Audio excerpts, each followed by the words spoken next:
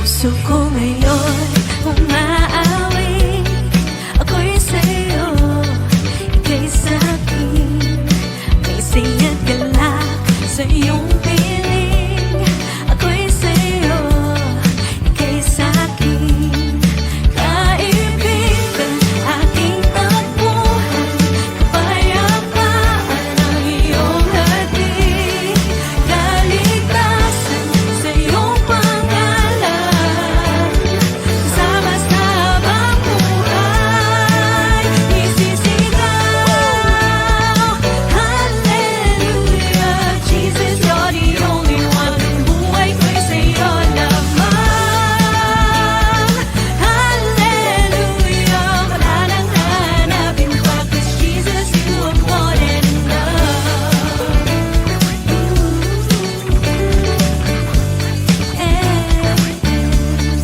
Puso ko ngayon umaawi. Ako'y sa'yo, ika'y sa'kin. May saya't galak sa iyong piling. Ako'y sa'yo, ika'y sa'kin. Kaibigan, aking takbuhan, kapayapaan ang iyong hatid. Kaligtasan sa iyong pangalan, kasama sa habang buhay. Isisigaw, Hallelujah, Jesus, you're the only one. Buhay ko'y sa'yo lamang. Hallelujah, wala nang hanapin pa, 'cause Jesus, you are more than enough.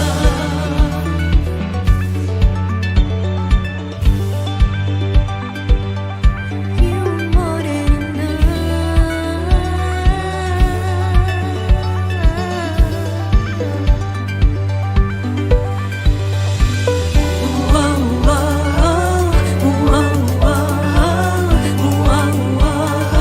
Jesus, you are more than enough. Jesus, you are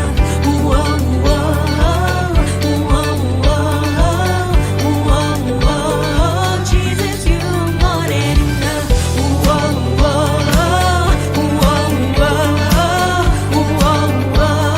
enough. Jesus, you are more than enough.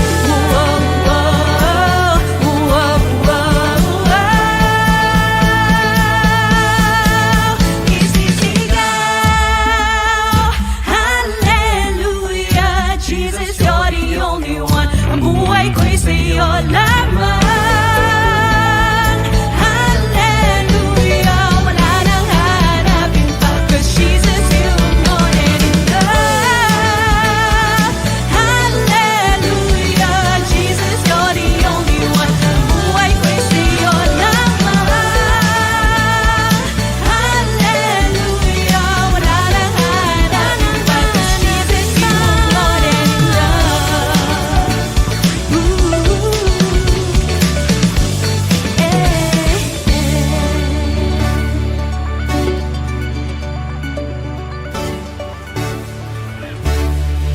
Ang puso ko ngayon umaawi. Ako'y sa'yo, ika'y sa'kin. May saya't galak sa iyong piling. Ako'y sa'yo, ika'y sa'kin. Kaibigan, aking takbuhan, kapayapaan ang iyong hatid. po sa ating lahat. Isa pa nga po, parang hindi po tayo kumain. Isa pa po, magandang umaga po sa ating lahat. Amen. Sige po, tayo po tumayo mga kapatid.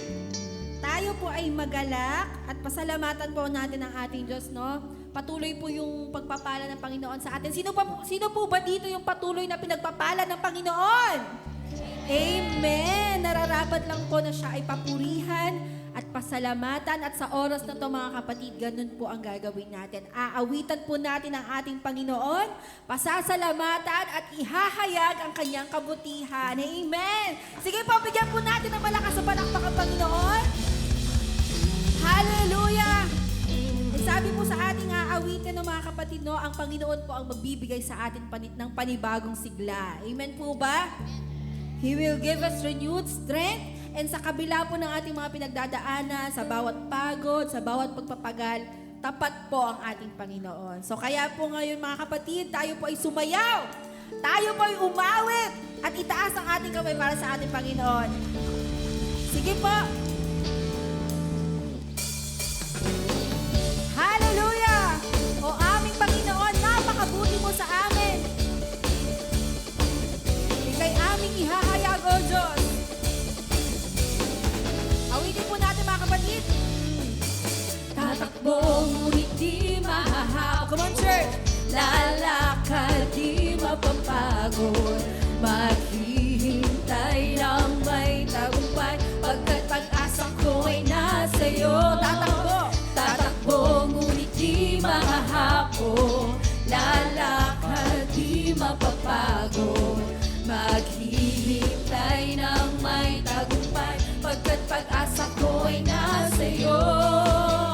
Tulad ng agila. Tulad ng agila ay pailan lang nang may panibagong sigla. Awitan mo natin na ating Diyos. Ay agilang pailan lang nang may panibagong sigla. Ikaw ang hangin na nagtutulak sa akin. Sa ibabaw ng bagyo na nagtangali. O Diyos, purihin ka sa panibagong sigla. Hallelujah! Purihin ang pangalan mo, Panginoon. Come on, mga kapatid, tayo may magalak sa Diyos. Tatakbo, ngunit di mahahapo. Lalakad, di mapapagod. Maghihintay ng may tagumpay. Pagkat pag-asa ko ay nasa'yo. Tatakbo, tatakbo, ngunit di mahahapo. Lalakad, di mapapagod. Maghihintay ng may tagumpay. Pagkat pag-asa ko ay nasa'yo. Tulad ng agila ay pailan lang nang may panibagong sila. Ako ay agilang pailan lang nang may panibagong sila. Ikaw, Panginoon! Ikaw ang hangin na nagtutulak sa akin. Sa ibabaw ng bagyo na nagkagalit. O Diyos, purihin ka, purihin ka! Tulad ng agila ay pailan lang nang may panibagong sigla. Ako ay agilang pailan lang nang may panibagong sigla. Ikaw ang hangin na nagtutulak sa akin. Sa ibabaw ng bagyo na nagkagalit. O Diyos, purihin. Isigaw natin mga kapatid. O Diyos, purihin ka. O Diyos, purihin ka sa panibagong sigla. Wala nang ang iba, Panginoon. Hallelujah! Yes, Lord. Wala nang ang ibang katulad mo. Sabihin natin sa ating Panginoon. Wala nang ang iba na hihigit pa sa'yo. Ikaw ang Diyos magpakailanman, ang may likha ng lupa at kalangitan. Wala nang ang ibang katulad mo. Wala nang ang iba. Wala nang ang ibang katulad mo.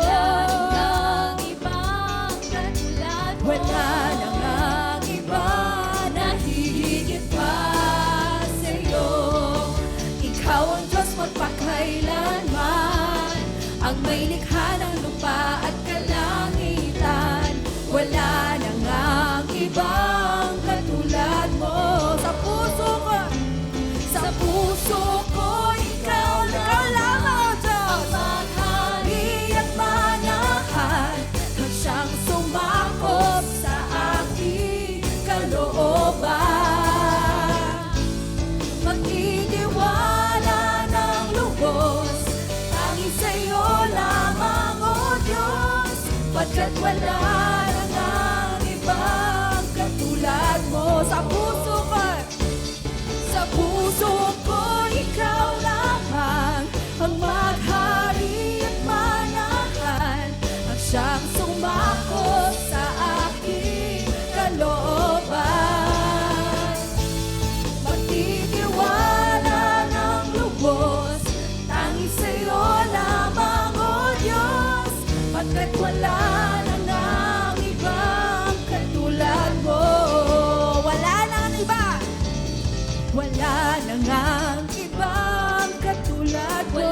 We declare, Lord, wala na ngang ibang nahihigit pa sa'yo.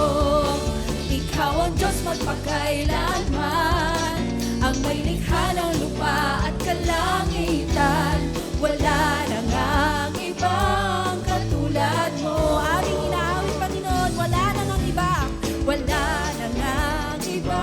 Come on, church. Wala na ngang iba. Wala na nga, Panginoon,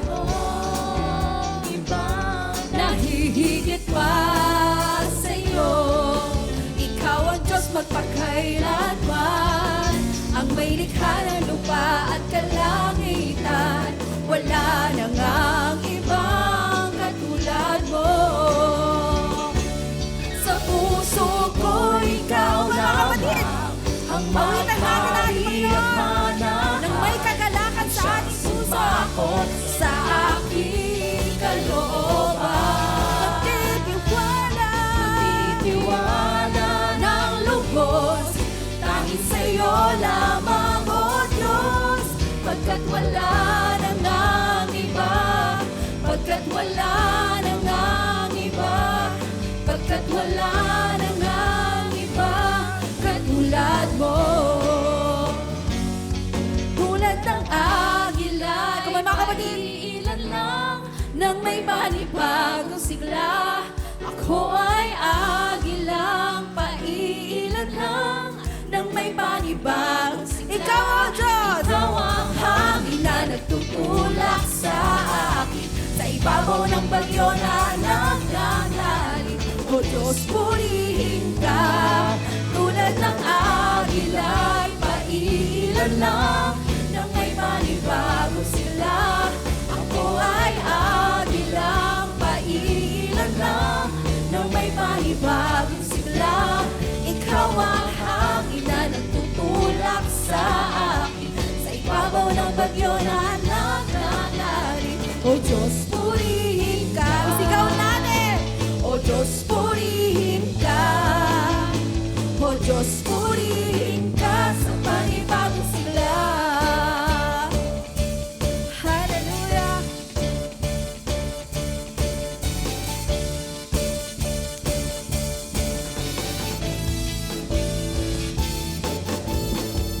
Amen!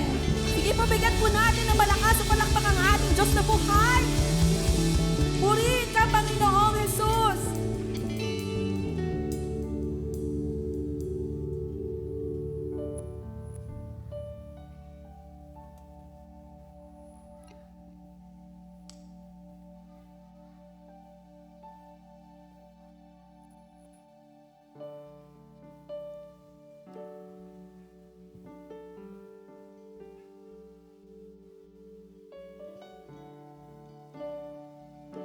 Sige po mga kapatid, let's just feel the presence of the Lord.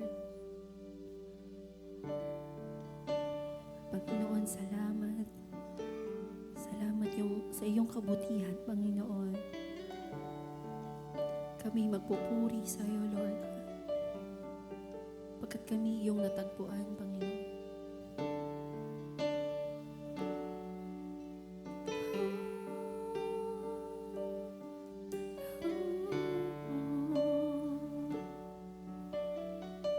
Aming Diyos. Ang tingin mo ay aking hanap-hanap sa gitna ng bawat takot at paghihirap, sa gitna ng aking pagkukulang. Katapatan mo, Diyos, tanging laan. puso at damdamin. Puso at damdamin, Lord, ika'y Ikaw lang. mananatili. Walang hanggan ang alay mo, pag-ibig. Natapuan ng iyong pag-ibig. with our voices, let's give this to the Lord. Doon sa krus, ako iyong pinalaya. Jesus, ako'y aawi nang walang hanggang pagpupuri. Ang puso ko'y sa'yo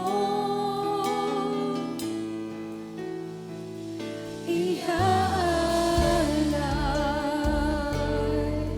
Sa'yo iaalay. O aming Panginoon, Panginoon, ikaw ang kaagapay. Kabutihan mo sa akin, hindi ka nagkukulang, O Diyos. Panginoon, ikaw lang ang kailangan. Magpakailanman sa'yo ako'y mananahan. Sa puso at damdamin, ika'y mananatili. Walang hanggan ang alay mong pag-ibig. Natapuan ang iyong pag-ibig na dakila. Doon sa krus, ako'y iyong pinalaya. Jesus, ako'y aawi nang walang hanggang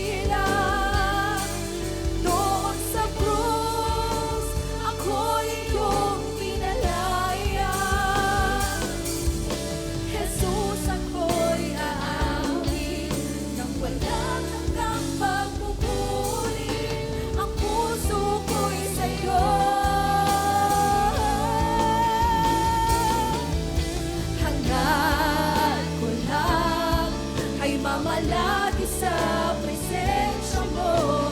Natagpuan, ako'y binago ng pag-ibig mo. Hangad ko lang ay mamalagi sa presensya mo. Luwalhatiin ang pangalan mo.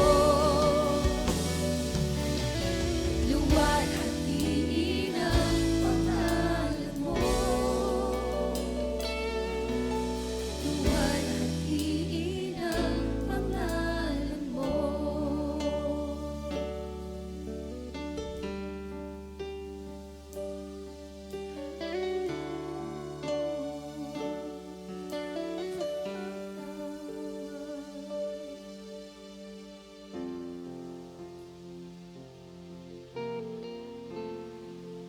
O aming Diyos, patuloy ang iyong kabutihan sa aming buhay. Mahal kita, walang hanggan ang iyong biyaya. Buong buhay, hawak mo sa iyong kamay. Mula sa aking pagmula hanggang sa paghimbing, aawitin ko ang kabutihan ng Diyos. Mahal ka namin, Panginoon, kita. Walang hanggan ang iyong biyaya. Buong buhay, hawak mo sa iyong kamay. Mula sa aking pagmula hanggang sa paghimbing, aawitin namin, O Diyos. Aawitin ko ang kabutihan. Tunay kang tapat at mabuti, Panginoon. Come on, mga kapatid. Ika'y tapat sa habang buhay. Ika'y mabuti magpakailanman. Hangga't ako ay nabubuhay, aawitin ko ang kabutihan ng Diyos. Ang tinig mo, Ang tinig mo'y siyang gabay sa kasakitan. At nariyan ka sa gitna ng kadiliman. Ika'y aking kaibigan, O Diyos aking Ama. At ako'y buhay sa kabutihan ng Diyos. ika'y tapat. Ika'y tapat sa habang buhay.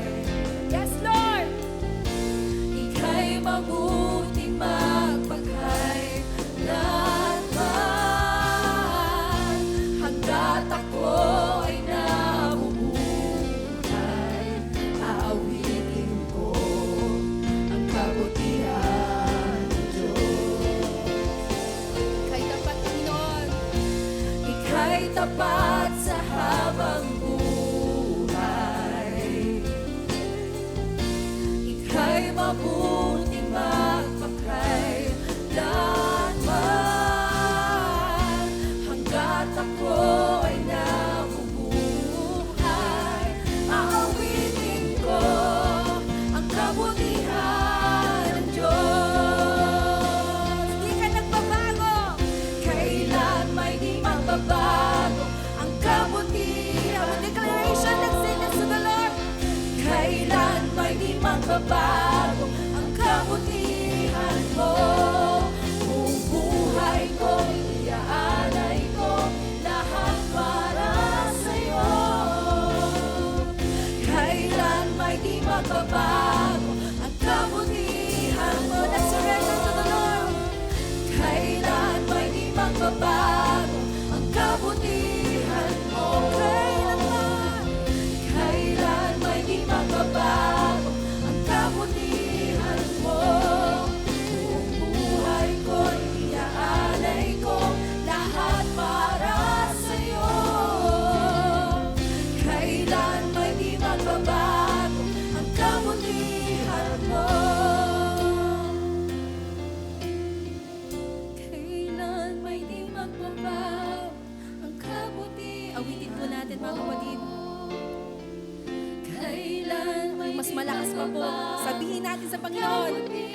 ka nagbabago, O Diyos. Buong buhay ko, iaalay ko lahat para sa'yo.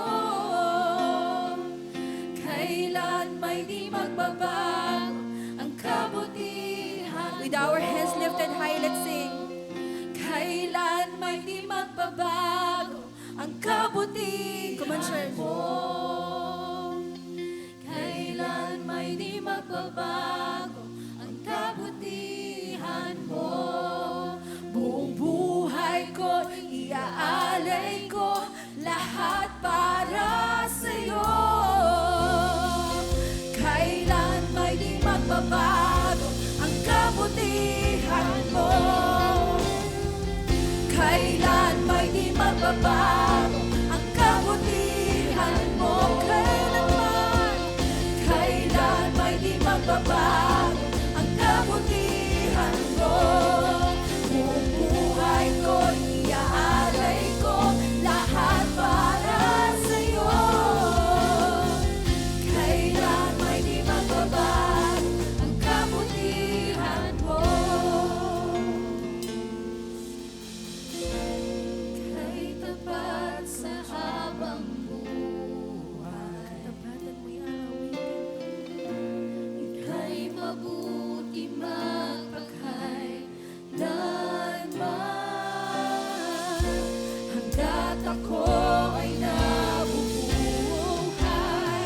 awitin ko ang kabutihan ng Diyos. Ika'y tapat sa habang buhay. Ika'y mabuti magpakailanman. Hanggat ako ay nabubuhay, awitin ko ang kabutihan ng Diyos. Walang katulad, wala nang hihigit sa'yo. Wala kang katulad, wala nang mamatay sa'yo. Ikaw ang Diyos, noon pa man, maging ngayon at kailanman. Sa habang panahon, wala kang katulad, wala kang katulad, wala kang katulad. Wala nang hihigit sa'yo, wala kang katulad, wala nang mamatay sa'yo. Ikaw ang Diyos, noon pa man, maging ngayon at kailanman. Sa habang panahon, wala kang katulad.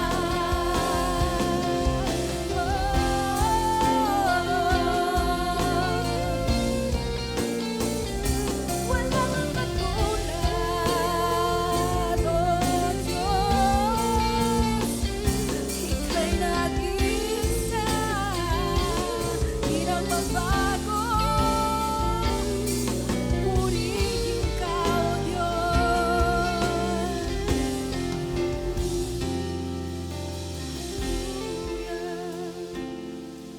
Salamat, aming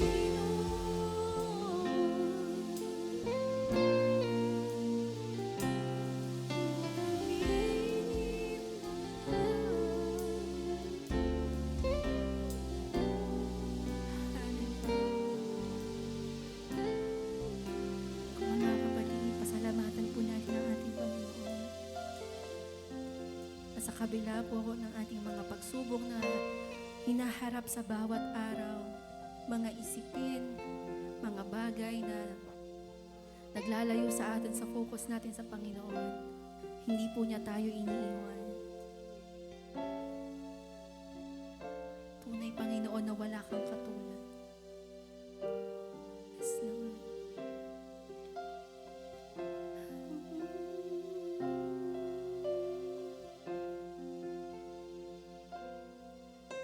Salamat, O Diyos. Tunay kang tapat at mabuti sa aming buhay.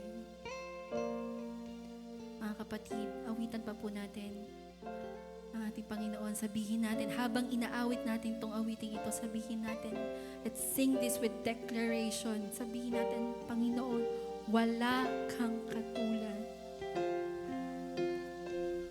Wala kang katulad. With our voices, with our hands lifted high to the Lord, sabihin natin kung gaano kabuti ang ating Diyos na hindi tayo iniiwan, hindi tayo pinababayaan, kahit gaano kahirap, nandyan siya para sa atin, ang ating masasandalan, ang ating takbuhan. Wala kang katulad, Panginoon. Wala kang katulad. Dinggin mo ang aming awitin, O Diyos, galing sa aming mga puso, galing sa aming kalooban, Panginoon. Maging mabangong samyo ito sa iyo, Lord God. And let your Holy Spirit flow in this place, Lord God. Hawakan mo ang aming puso, Lord God, ang aming isip, Lord God, baguhin mo, Panginoon. Tanging ikaw lamang ang aming aawitin, Panginoon. Tanging kabutihan mo lamang, O Diyos, kung mga kapatid. Wala kang katulad, Panginoon. Salamat. Wala nang higit sa'yo. Wala kang katulad. Wala nang pamantay sa'yo. Ikaw ang Diyos, noon pa man, maging ngayon at kailanman. Sa habang panahon, sa habang panahon, sa habang panahon, wala kang katulad. Oh Diyos, palakpakan po natin ating Panginoon. Yung mas malakas na malakpak mo para sa ating Diyos. Hallelujah! Panginoon, sa iyo lahat ng kapurihan, lahat ng pagsamba, Panginoon, lahat ng papuri, sa iyong pangalan lamang, sa matamis na pangalan ng iyong anak na si Jesus, ang lahat ng anak ng Diyos ay magsabi ng Amen! Amen! Hallelujah!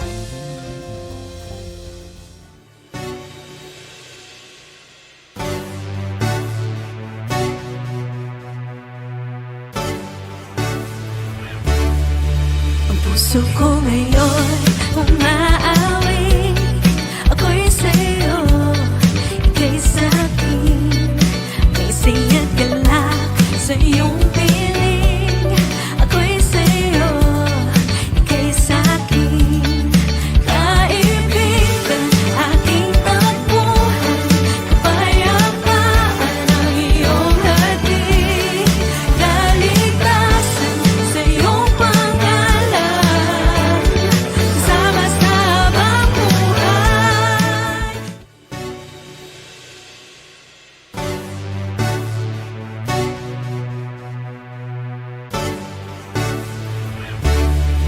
Ang puso ko ngayon umaawit. Ako'y sa'yo, ika'y sa'kin. May saya't galak sa iyong piling. Ako'y sa'yo, ika'y sa'kin. Kaibigan, aking takbuhan, kapayapaan ang iyong hatid. Sa ating lahat. Good morning po. Kumusta naman po kayo? Ramdam nyo na po ba yung init ng panahon? Diba? Nung mga nakaraan, giniginaw pa tayo pero ngayon, grabe na tagaktak na ang pawis, di ba po? Pero I hope nararamdaman din natin yung init ng pag-ibig ng ating Panginoon sa pang-araw-araw. Amen po ba?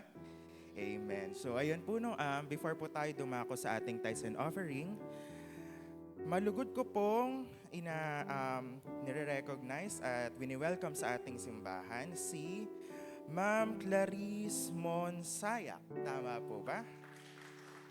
Hello po. Good morning po and welcome po sa ating church. We hope po na hindi ito ang una't huli na makakasama ka po namin sa pagpupuri at pasasalamat sa ating Panginoon. Welcome po. Ayun po, no, before po tayo dumako sa ating tithes and offering, unting announcement lamang po patungkol sa ating water baptism sa mga nais po na magpa-water baptize sa paparating na April 3 April 3, 2026, yan po ay Friday. Iscan nyo lamang po yung QR code na makikita natin sa harap. And meron din po tayo doon sa ating registration station po ng mga QR code na to upang tayo po ay makapagpalista. At may gaganapin po sa March 29 na orientation para po sa water baptism na ito. Kung saan po yan, to be announced na lang po muna. So ayun po, no, dadako na po tayo sa ating tithes and offering. Madalas po nating inihahalin tulad ang pananampalataya sa isang buto. Di ba po? Ilang beses ko na rin po ito na-share dito. And mababasa rin po natin sa Bible na madalas inihahalin tulad ang ating pananampalataya sa isang maliit na buto. At sino na sa atin ang nakapagtanim? Kahit isang beses. Yan. Alam niyo po, no, madalas kong nasi-share yung pananampalataya bilang parang isang buto. Kasi mahilig din ako sa halaman. Ang bata ko pa para maging plantito, pero ayun, mahilig ako sa halaman. And kapag nagtatanim tayo ng buto, ano ang unang tumutubo? Bulaklak ba agad? Dahon ba agad? Ugat. Tama. Ang unang tumutubo sa isang buto kapag tinanim mo ay ugat. At kapag naglagay tayo ng buto sa lupa, madalas tinatakpan natin yun, di ba? And hindi natin alam kung ano yung nangyayari. Pero deep within the soil, umaasa tayo na may tumutubong ugat. At madalas, yung pag-grow ng ugat na to is hindi natin nakikita. Pero sobrang halaga.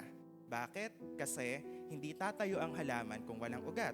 Hindi siya magkakadahon kung walang ugat. Hindi siya magkakabulaklak kung walang ugat.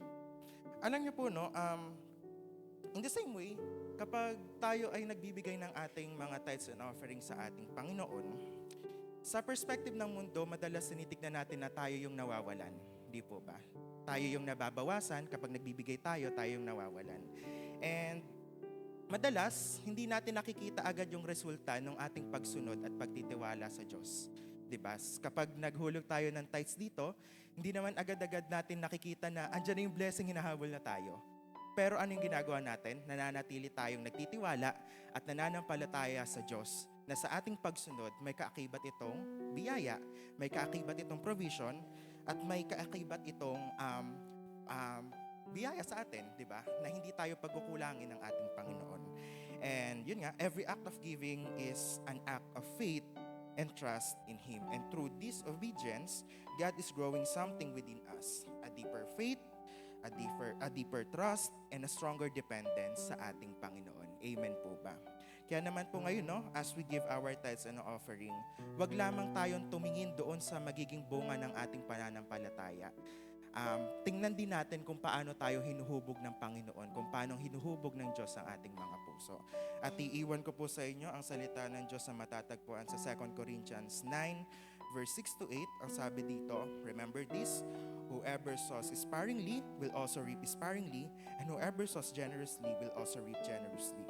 Each of you should give what you have decided in your heart to give, not reluctantly or under compulsion, for God loves a cheerful giver. Maaari na po tayong magbigay sa ating Panginoon.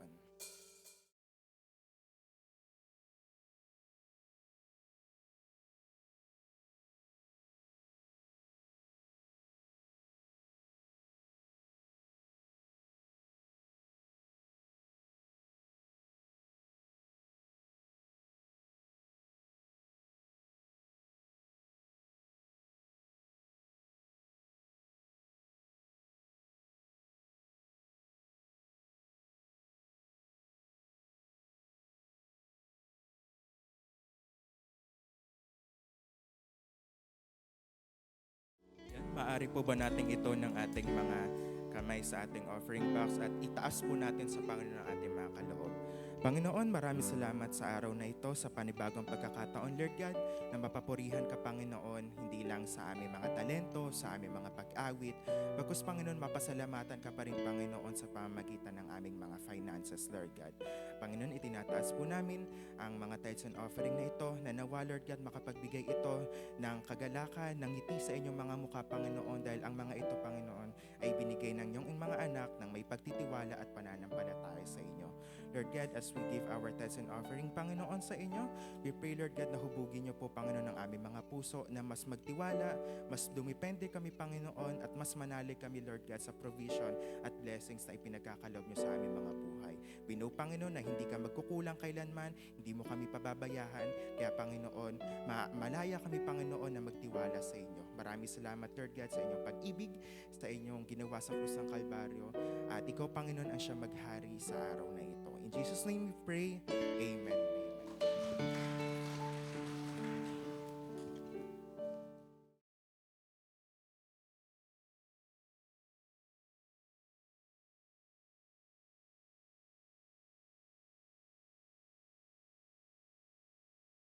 Po, sa bawat isa sa atin. Indeed po, na better is one day in the house of the Lord than 1,000 elsewhere. Amen po ba? Sabi ko nga, di ba, lagi ko yan sinasabi sa inyo po, most likely, pag Sunday, Saturday, pahinga po natin yan sa bahay since ang weekdays po natin ay na-spend natin sa school, sa trabaho natin. But still, inuna po natin ang Panginoon, pinili po natin ng Panginoon to be here, to gather together with our brothers and sisters in Christ. And I hope every time po na tayo po ay nagagather, hindi po lumilipas yung linggo, yung Saturday, yung Thursday, na yung mga kinakanta po natin is kinakanta lang natin siya with our mouths. But it is my prayer, yung prayer ng bawat isa po is that the Lord will continue to speak to us through the songs. Dahil alam po natin na magkaiba po yung natural minds, yung carnal minds po natin compared dun sa mind na binigay ng ating Panginoon. Ito mga awitin na po ito is hindi po siya natural songs. Diba? Itong songs na to ay kinompose for the Lord to speak to us, to transform us, to remind us, at yung mag-reveal po ang Panginoon through the songs. Dahil sabi ko nga po sa inyo, itong mga kinakanta natin, itong inaawit natin, no? Thank you kasi inulit natin yung wala kang katulad. Parang pagtitingnan po natin yung lyrics ng song, parang anong walang katulad? Diba? Anong walang hihigit sa Lord?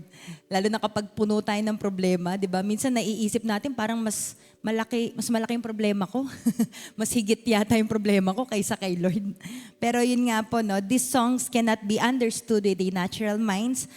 Hindi po natin siya nauunawaan because nakakaintindi tayo or nakapagtapos tayo ng pag-aaral or intellectual tayo na tao. But it is through the revelation of the Lord. At ganun din po yung nangyari sa buhay ni Peter, no? Nung time na tinanong po siya ng Panginoon na, ikaw, ano yun sa tingin nyo na sino ako? At kanya-kanya po sila ng sagot, no? Sabi nila, Jesus, sabi nung iba, ikaw daw ay propeta. Yung iba, sabi nila, ganito ka. Ikaw daw si John the Baptist. Pero dito po sa Matthew 16:13-17, sabi dito, nang dumating si Jesus sa bayan ng Cesarea ng Filipos, tinanong niya ang kanyang mga alagad, ano ang sinasabi ng mga tao patungkol sa anak ng tao, Son of Man, si Christ? At sumagot sila, ang sabi po ng ilan, kayo si Juan, taga-bautismo. Sabi naman po ng iba, kayo si Elias. At may nagsasabi pong kayo si Jeremias o isa sa mga propeta. Tinanong ulit ni Jesus, silaon ni Jesus, ngunit para sa inyo, sino ako? Sumagot si Simon Pedro, kayo po ang Kristo, ang anak ng Diyos na buhay. Sinabi sa kanya ni Jesus, mapalad ka, Simon na anak ni Jonas, sapagkat ang katotohanan ito, hindi na ihahayag sa iyo ng sino man tao, kundi ng aking Ama na nasa langit. So mauunawaan po natin dito from this context that even the songs that we sing po ay hindi po yan kinakanta lang with our mouths. 'Di ba? Ang pinagpe-pray po natin ay mag-reveal po ang Panginoon para hindi lang po natin siya titignan as wala lang, kumanta lang ako. Kumbaga meron po siyang impact. And alam niyo po kung ano yung end result ng worship? Masasabi natin na hindi dahil naiyak ako sa kante, yun na yung end result. Hindi po. Hindi yung parang napaluhod ako. Hindi po eh. Yung transformation ng buhay po natin. Yan po yung proof na yung song na kinakanta po natin ay naging buhay, naging totoo po sa atin. Amen? Di ba kahit po yung kinakanta natin na sapat na at higit pa, diba? Sabi ko nga sa inyo, minsan ang hirap kumanta ng ng mga kanta pag wala ka doon sa sitwasyon na yon. Diba? Ikaw ang aking pastol, hindi makukulang, sapat na at higit pa. Diba? Ang hirap, parang, Lord, ang hirap namang kantahin. Wala akong pambayad ngayon. Wala akong pang tuition. Promissory note lang ang meron ako. Diba? Tapos kakantahin ko, sapat na at higit pa, ikaw yung pastol ko. Pero yun nga po, no? Ngayong umaga na to po, no, let's continue to talk about yung ating isipan po na yung natural minds po natin, babanggain niya or sabihin po natin na ika-counterfeit niya po yung mind of Christ sa buhay natin. So, my prayer is patuloy po na umusbong po yung pananampalataya natin na hindi po iiral or hindi po natin iaalaw or hindi po natin na ipoprolong na yung natural minds po natin yung maghari, kundi yung pag-iisip na nagmumula po sa Panginoon. So, let us come to the Lord in prayer. Panginoon, we just want to thank you for this wonderful morning that you have given us. Lord, you know that we have so many battles na pinagdaanan namin this week, this past few months, even today. And even sa mga susunod na araw, Lord, ay meron kami mga battles na hinaharap, kinakaharap at haharapin. But we just want to trust in you. We just want to trust in your unfailing love. At patuloy na baguhin niyo po kami, patuloy na i-transform niyo po yung aming mga puso, yung aming isipan. So that whatever we're gonna learn today from your word, ay hindi po ito maka-counterfeit, hindi po ito matatalo, hindi po ito magagapi ng aming natural minds, but it is the mind of Christ that will prevail in us. We thank you, Lord. Bless the reading, bless the meditation of your word this morning, and would you open our hearts, oh God, as we receive your word today. We thank you, Lord. In Jesus' name we pray. Amen. Yan. So, ang title po ng ating message today is Inflow, Outflow. Yan, di ba? Inflow, yung pasok, outflow, yung labas po. So, it is very important that we learn kung paano po natin i-tame. Ano ba sa Tagalog ng i-tame? Patahimikin. Paamuhin. Or i-control po yung ating isipan. At ito po yung sinasabi sa 2 Corinthians 10:5. Ito po yung sa Tagalog. Ginagapin namin ang lahat ng pagmamataas laban sa kaalaman tungkol sa Diyos. At binibihag namin ang lahat ng isipan upang matutong sumunod kay Kristo. Sa English naman po, 2 Corinthians 10:5, we demolish arguments and every pretension that sets itself up against the knowledge of God, and we take captive every thought to make it obedient to Christ. So, lagi po natin, or madalas po natin naririnig yung, the mind is the battlefield. Naniniwala po ba tayo doon? The mind is the battlefield. And because our minds ay battlefield nga po, no, possibly right now, kahit po ako ay nagsasalita dito sa harapan, ay may iba-iba po tayong iniisip. Possible po, tingin nyo sa akin ngayon, lechon. Dahil gutom na kayo. Baka hindi pa tayo nakapag-breakfast. Or possibly po, ang iniisip natin ngayon yung mga naiwan po natin na gawain sa bahay, sa school, sa trabaho. Yung schedules natin this week, napaparating, yung mga bayarin natin, yung mga kailangan natin pag-preparan, ayusin. But yun nga po, no, my prayer today or right now is that we learn how to take captive, diba, yung ating mga isipan to make it obedient to Christ. Diba? Parang yun yung tanong parang pwede palang paamuhin yung mga isipan natin to make it obedient sa Christ. Kumbaga sa asong mabangis or matapang, pwede pala siyang paamuhin. Ayan po, no? So, ang ibig sabihin po ng taking captives our thoughts means ito po yung magiging mindful with a purpose. Pag sinabi pong mindful with a purpose, ito po yung awareness, conscious awareness. Kumbaga, actively policing it. Kumbaga, hindi lang po ito yung parang empty your minds. Di ba? Yun yung sinasabi sa yoga, empty your minds. Mahirap maging empty yung minds. Baka pati pangalan mo, makalimutan mo na, no? Pati yung kung saan ka nakatira, or emptying your minds. Pero dito po sa verse na binasa po natin is actively policing it. Pag sinabi pong police, di ba, ano po ba ginagawa ng police? Nang huhuli, nang a-arrest. So kapag ang isang isipan po natin is rooted in anxiety, anger, or falsehood enters in our minds, di ba, we acknowledge it, ina-accept po natin siya, and we arrest it before it turns out into action or mood. Ayan, ano pong halimbawa neto? Halimbawa po, naglalakad tayo sa isang madilim na lugar.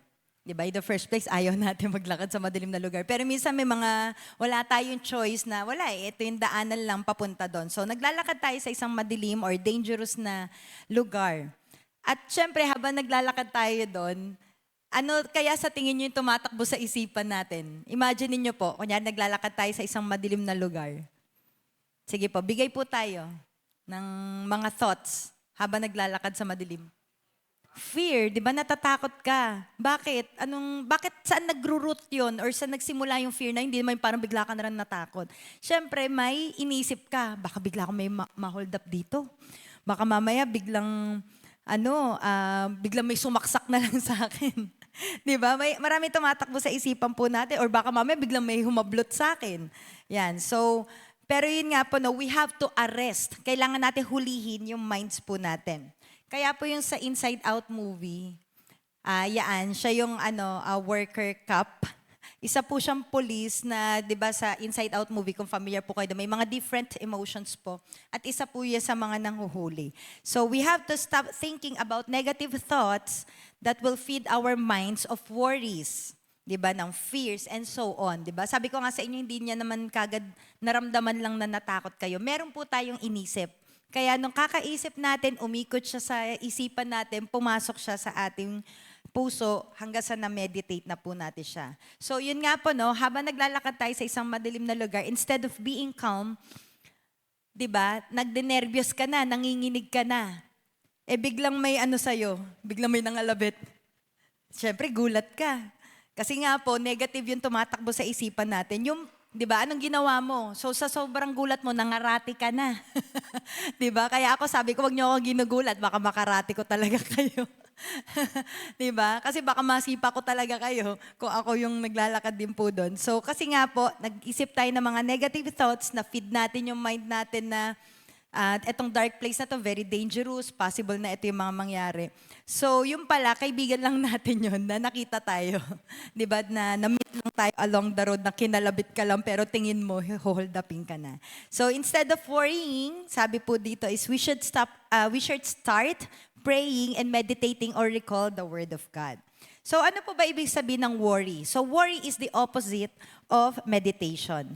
So, pag sinabi pong worry, kakambal niya po or synonymous word niya po yung anxiety. So, ibig sabihin po ng worry or anxiety is to divide, hati-hatiin, or to draw in different directions. Pag ikaw pa left, yung isa pa right. Yun yung ibig sabihin ng worry. Kumbaga taliwas yung pag-iisip natin. To be pulled apart, to be distracted. Di ba po pag distracted tayo, nawawala tayo sa focus. Yung mind po natin is, instead na isa lang yung bagay na iniisip mo or tinitignan mo, fractured na siya. Kumbaga scattered na po siya. So instead of being whole or focus, yung thoughts po natin hati-hati. Between the present moment and the what if. Di ba? What if, di ba? What if hold upin ako? What if may nang-grab sa akin, may nanuntok, may sumaksak? So in the New Testament, ang ibig sabihin po rin ng worry is stressed out. So ano po ba ibig sabihin ng stressed out? So kumbaga sa isang sasakyan, inubos mo yung gas niya. In-stress mo siya, inubos mo yung energy, nilaspag mo yung motor niya or yung makina niya, nasagad. Diba? To the point po na kahit i-start mo yan ng i-start, hindi na po yan mag-on. Maingay na lang yan. Di ba? Parang yung sasakyan namin, gaganon-ganon na lang po siya. So, yun po yung ibig sabihin ng worry, ini-stress out natin yung sarili natin. So, ini-stress out in the sense na sometimes we want to control things and sometimes uncontrollable things happen to us na parang hindi mo na alam kung ano yung gagawin mo. And yun nga po, no, kumbaga divided yung isipan po natin. In Matthew 6:25-34, sabi dito, "Kaya't sinasabi ko sa inyo, huwag kayong mabalisa tungkol sa inyong kakainin at sa inyong iinumin, upang kayo'y mabuhay, o kaya'y tungkol sa susuotin ng inyong katawan. Hindi ba't ang buhay ay higit na mahalaga kaysa pagkain at katawan kaysa damit?" So makikita po natin dito sa first few verses na binasa po natin is, ito po yung mga basic needs ng tao po. 'Di ba? Food, water, yung clothes po. Verse 26, masdan ninyo ang mga ibon, hindi sila nagtatanim ni umaaniman o kaya'y nagtitipon sa kamalig. Ngunit pinapakain sila ng inyong ama na nasa langit. Hindi ba't higit kayong mahalaga kaysa mga ibon? 'Di ba? Sino po mas mahalaga? Tao o ibon? Tao. Nabasa na po natin, binasa na po natin. So makikita natin na tinuturuan tayo ng verse po na to of a lesson na kung paano po yung mga ibon nga daw po hindi sila nagtatrabaho. Pero don't get me wrong, hindi ko naman po sinabi sabi ni Kuya Tim, palamunin daw. Hindi ko naman sinabi na na wag na tayo magtrabaho. Total, si Lord naman pala magpo-provide. Hindi po tayo magiging one tamad na nakaupo na lang, antay na lang tayo ng bukong babagsak. Hindi po ganon. Pero ang ibig ko lang po sabihin is hindi po natin i-stress out yung sarili natin na makagather ng food, ng clothing, ng water. 'Di ba? Ang ibon po, hindi sila nagtatrabaho, pero nagpo-provide daw po ang ating Ama sa langit. How much more tayong mga tao? Amen po? 'Di ba? Hindi sila nag-iisip, hindi sila nagwo-worry. Verse 27, sino sa inyo ang makapagpapahaba ng kanyang buhay ng kahit isang oras sa pamamagitan ng kanyang pagkabalisa? 'Di ba? Can worry add a single life to us? Wala po, 'di ba? Opposite pa nga po yung nangyayari, na nasa-shorten yung buhay. Kaya po pansin ninyo ngayon, kahit healthy living yung mga tao, nagkakaroon ng sakit. Bakit po? Stress. 'Di ba? Sa stress, minsan titignan mo yung sa genes, wala namang diabetic sa family nyo. Pero bakit ikaw naging diabetic? Stress. 'Di ba? Yung mga ibang sakit, si Dr. Sino yan, tatay? Dr. Ong? Ba yun? Si Dr. Wong yung soap yata yun. Si Dr. Ong. 'Di ba po? Nakita nyo po, ang heart niya lang is to help the people without the bayad. Pero 'di ba ano po yung nangyari sa kanya? Ako po mismo naawa rin ako eh. 'Di ba? Kakabash sa kanya. Kaya minsan masarap talaga digital detox. 'Di ba? Deactivate. Ayan, ako nagde-deactivate ako from time to time. Lagi ko 'yan nasasabi sa inyo po.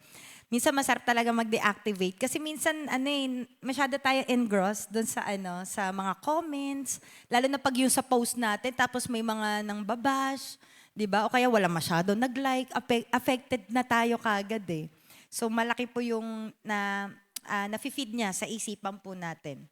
And yun po, verse 28, sabi dito, at bakit kayo nababalisa tungkol sa pananamit? Isipin ninyo kung paano tumutubo ang mga bulaklak sa parang, hindi sila nagtatrabaho ni gumagawa ng damit. Ngunit sinasabi ko sa inyo, kahit si Solomon, sa kanyang karangyaan ay hindi nakapagdamit ng singganda ng isa sa mga bulaklak na ito.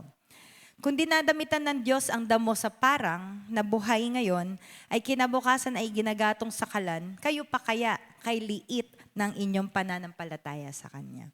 So makikita po natin dito sa verse na to that Jesus is our source of everything, that He is our provider. Hindi lang po ng finances. Baka kasi may times minsan na alam mo yung parang Bombay na lang si Lord, parang 5-6. Di ba? Tingin na lang natin pera, tingin natin ATM si Lord. Pero hindi lang po finances ang kayang i-bless ng Lord sa atin. Hindi lang po finances yung kayang ma-i-abound ng Lord sa atin. Di ba sa John 10:10, sabi niya, I have come to give us abundant life. Hindi lang po financially speaking, but even our soul can be prosperous, our minds. Di ba yung peace of mind, hindi po yan nabibili sa Divisoria. Di ba? Sis, pabili naman 1 kilo. Pasabay. 1 kilong peace of mind. Hindi po nabibili yon. Ayan. So, yun po, if Jesus is our Lord and Savior and we entrust everything to our God, even our life, hindi pa po ba siya enough reason to let this giant, yung mga worries, yung mga anxieties natin, lahat ng iniisip po natin, enough po ba yun or enough reason ba yun not to trust the Lord?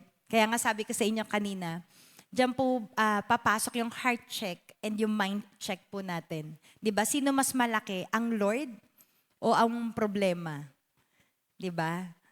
Sino ang mas malaki? Doon po yan papasok kapag dumadaan tayo sa pagsubok. Tama po ba?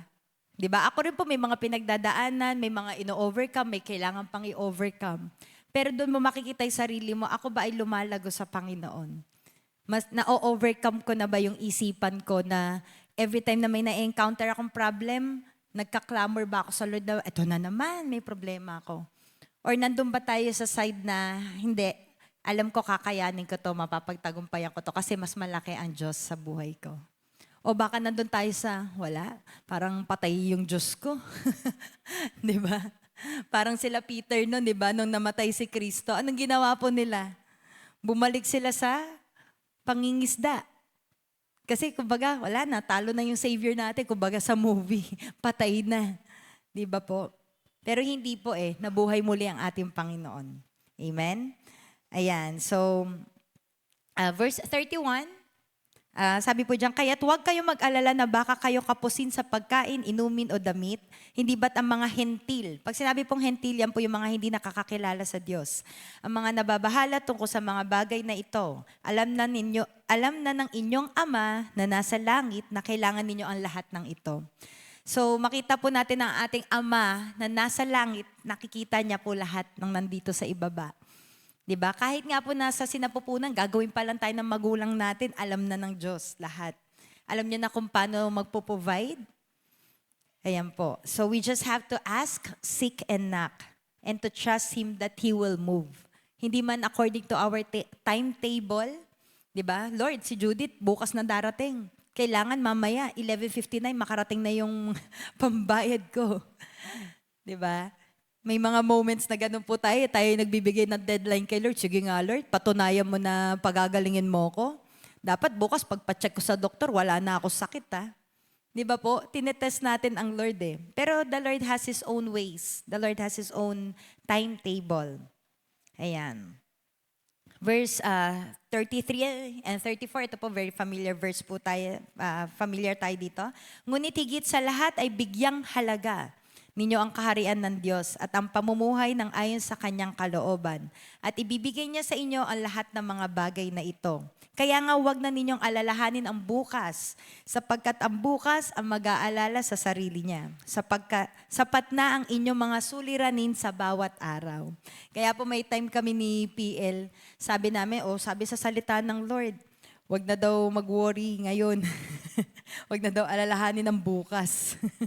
Sapagkat bukas na ang mag-aalala sa sarili niya. So stop muna, bukas na uli. Yan. So yun po, no?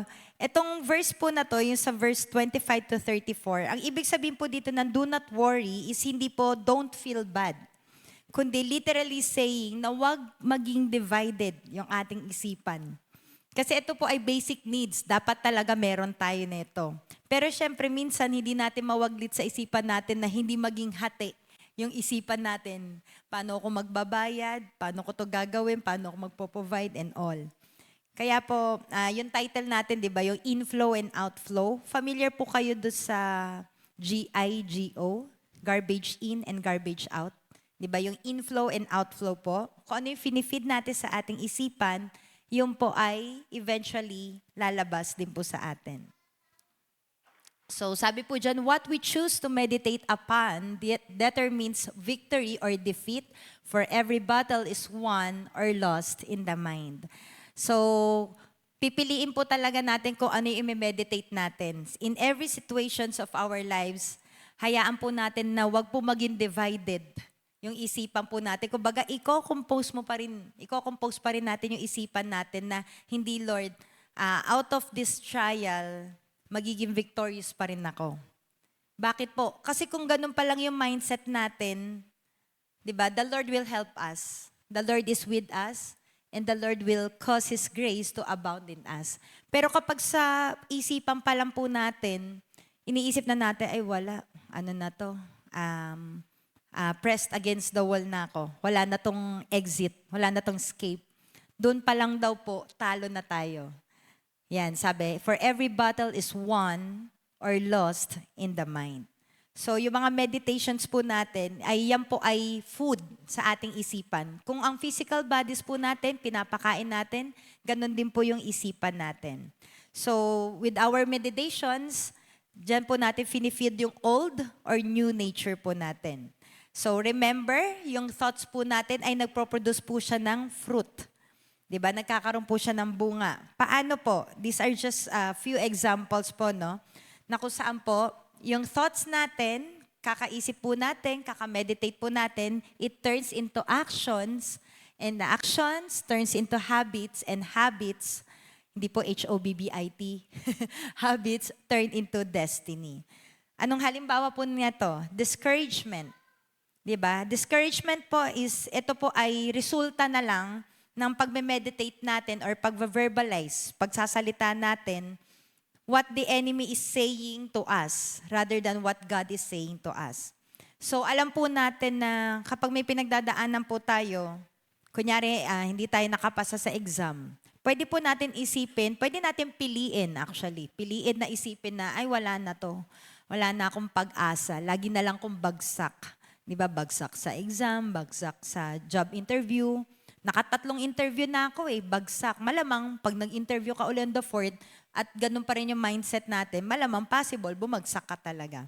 Or tayo po. So, ang tanong, yun po ba yung pag-iisip din ng Diyos sa atin? Na, ayan, sige, sana, pag nag-interview ka, isisiguraduhin ko yung babagsak ulit. Ganun ba ang Diyos natin?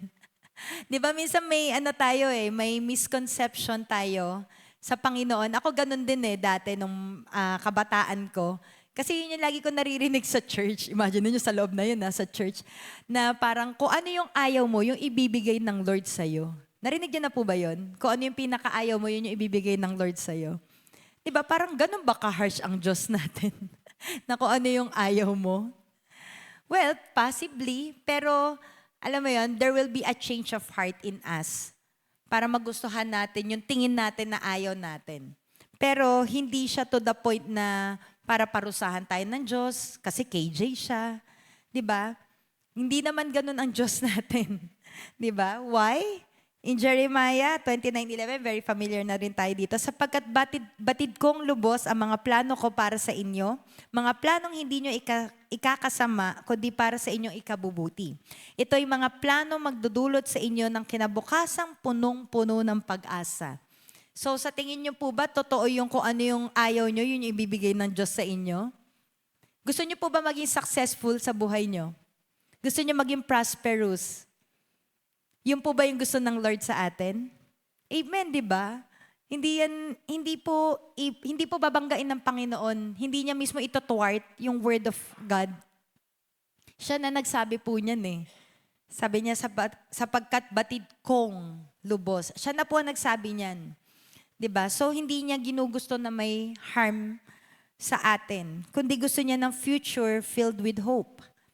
Although, yun nga po, minsan may mga nangyayari masasama sa atin, minsan consequence po ng, kunyari, sa katawan natin. Hindi naman gusto ng Lord na magkasakit tayo. 'Di ba? Pero since hindi natin iniingatan yung katawan natin, nagkakasakit tayo. Minsan naman, bakit may nare-rape? Bakit may napapatay na mga tao? May mga, minsan human error. 'Di ba? Kumbaga, why bad things happen to good people? Kunyari, sa ating mga Kristiyano. 'Di ba? Hindi mo naman pwede sabihin, sana yung unbeliever ko na ng kapitbahay masunugan kasi ako Kristiyano naman ako. Hindi po Minsan some bad things happen dahil may mga tao na piniling maging masama. Kaya may napapatay, may marami pong factor. Ayan. So God doesn't want us to be discouraged or downcast. He wants us to be a people full of hope. So pakitignan nga po yung mga katabi nyo kung puno pa ba ng pag-asa. O lupay-pay na. Kakanta tayo ng panibagong sigla. Kakanta tayo ng panibagong sigla. Pag hindi kayo ngumiti. Di ba? Ayan, kaya nga sabi ko sa inyo, yung revelation ng Lord, di ba? Every time we sing, baka meron po sa atin ngayon pumunta dito na nakangiti, pero deep inside, lupay-pay na. But I hope and pray na yung song na yun ay nag-speak sa atin. Di ba? Diba? Tatakbo ngunit di mahahapo, lalakad at di mapapagod, maghihintay ng may tagumpay. Pagkat na kaninong ating pag-asa? Pagkat pag-asa ko ay nasa iyo. Yan. So, yun po, no? Kapag tayo po ay discouraged or napapanghinaan po ng loob, nawawala ng pag-asa, ano daw po ba yung nagiging meditations or ano yung nagiging takbo ng isipan natin? 'Di ba? Katulad ng sinabi ko sa inyo kanina, yung hindi nakapasa sa exam, sa interview, nalugi yung business, nagkaroon ng sakit. 'Di ba? Paano po natin kino-compose? Paano po natin hindi natin hinahayaan na maging divided yung isipan natin? Yung thoughts po ba natin ay isipan din ng Panginoon? Hindi ko yata nailagay, no? 'Di ba? Sabi po sa Isaiah 55:8, 'di ba? Yung ways niya po ay hindi natin katulad at yung pamamaraan ng Panginoon ay different from ours. So, kapag may pinagdadaanan po tayong mga pagsubok, 'di ba? Do we capture or arrest our thoughts? Or hinahayaan lang po ba natin yun na, sige, wag na, wala na talaga. Kumbaga sa kumunoy, instead na lumaban, makawala ka doon, hinayaan mo na lang na kainin ka talaga. Alam niyo po yung kumunoy? Ano ba sa English nun? Wasteland? Quicksand, sorry. Quicksand, thank you po. Di ba quicksand? So kakainin ka talaga nun. So kayo, o kaya sa mga tubig, di ba? Lalaban ka eh. Hindi ka parang, sige, bahala na lang, malulunod na. Di ba? Hindi po, lalaban at lalaban ka. Lalo na kapag marami kang binubuhay, hindi ako pwedeng mamatay. May 10 kong anak na binubuhay. Di ba po? Lalaban at lalaban. Go, Nanay Aggie. Di ba po? Lalaban at lalaban ka eh. Huwag mong haya. Ganon din po sa ating isipan. Di ba minsan talaga may times na para kang tulala hanggang sa kung ano-ano na naiisip mo. Pero kailangan kang gumising eh. Kailangan may conscious awareness tayo na, oops, wait lang, tama na. 'Di ba? Na hindi natin i-meditate yung mga ganung bagay po. So we have to be in the right mind para maka-refocus po tayo sa mga bagay-bagay. Like yun, sige, balikan po natin. Hindi ka nakapasa sa interview. Hindi ka na ba mag-prepare? 'Di ba? Hindi ka na ba magsa-search sa YouTube or anything na pwede kang mag-research na paano ba makapasa? Ano ba yung usual or magtatanong sa mga naging nasa human resource dito or anyone na team leader, ano ba yung madalas na tinatanong sa interview? Diba? Lalaban ka eh. Ilalaban mo yung sarili mo na hindi. Dapat sa 5th na interview ko, kailangan makuha na ako, makapasa na ako. Diba po? Yan. So, remind ourselves na temporary lang po ang mga bagay-bagay, ang mga problema sa ating buhay. And also, our lives. Diba? Ang buhay po natin ay temporary lang. Diba? Kapag bumagsak tayo sa isang pagsubok, huwag mong hayaan malugmok ka. Hanggang mamatay na lang tayo. Ito na. Diba? Hindi po. Laban lang. Diba? Kasama natin ang Diyos. Diba? Tutulungan tayo ng Panginoon. Lalo na sa atin ng mga mananampalataya sa Kanya. Kumbaga, sana po, katulad nung binasa natin sa Matthew kanina, no? Ito po yung maging, natin life lesson, maging, maging testimony po tayo na ako ay may Diyos sa buhay. Hindi tayo katulad ng mga hentil na isip lang ng isip, worry lang tayo ng worry. Kasi tayo nakakilala tayo sa Panginoon eh. 'Di ba? May mga bagay na hindi natin kontrolado, pero pag ibinigay natin yan sa paanan ng Panginoon, kaya niyang lutasin yan. 'Di ba? Wala pong pagsubok ang hindi kaya po lutasin ng Panginoon. Amen? Amen po. So, yun po, temporary lang yung buhay natin. So, kapag hinayaan natin itong mga pagsubok na to, itong mga sorrows na to na maprolong, sayang ang buhay, sayang ang oras. Kaya po si Pastor Lordin yan, nare-remind ko yan. Sabi ko, okay lang yun na mag-alala ka sa church member, sa worker na nagkasakit, nagkaroon ng problema ng ganito, okay lang yun. Pero meron po tayong hangganan. Kahit kami mga pastor, di ba? Kahit sabihin nyo na maalam kami sa Word of God, meron po kaming hangganan. Di ba? Prayer, kaya namin na i-offer sa inyo po counsel, pero may hangganan po kami. Hindi po kami Diyos para lumutas ng mga problema nyo. Nandito po kami para makinig, bigyan namin kayo ng counsel, ipag-pray po namin kayo. Pero yung kami lulutas, kunyari financial problem, eto, 1 million sa'yo. Ikaw, Nanay Dory, 10 million. Di ba, hindi po kami yung bigyan ng jacket. Hindi po kami hindi po kami ganon. May hangganan lang po kami na kaya namin ibigay. Amen? Amen po. Ayan. So, Matthew 6:27, sino sa inyo ang pahaba ng kanyang buhay ng kahit isang oras sa pamamagitan ng kanyang pagkabalisa. Di ba? Yan po yung sinasabi ko sa inyo kanina eh. Yung pag-worry natin, wala lang madadala yan. Iikli pa, iiksi pa yung buhay natin, puputi yung buhok, mauubusan ka ng buhok, maraming mawawala sa atin, ipin. Lahat na nang pwede pong mawala. So, kaya po dito papasok talaga yung importance, not just na nagbabasa tayo, but we meditate.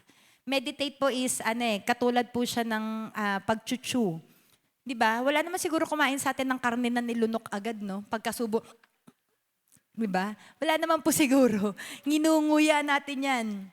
Di ba? Halimbawa po kare-kare, paborito natin. Di ba pag paborito nyo, hindi nyo naman kain lang kayo ng kain, tapos lunok.